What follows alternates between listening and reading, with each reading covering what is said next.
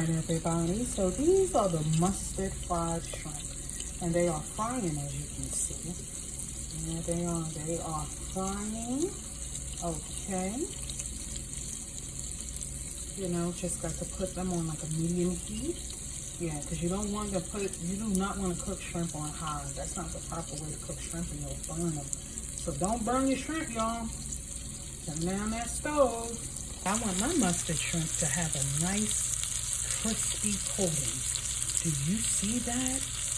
Oh, those are going to be some type of delicious. Yes, they are.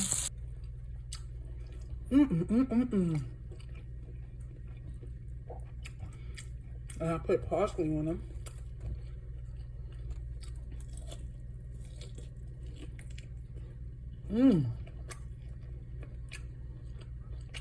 That's good eating.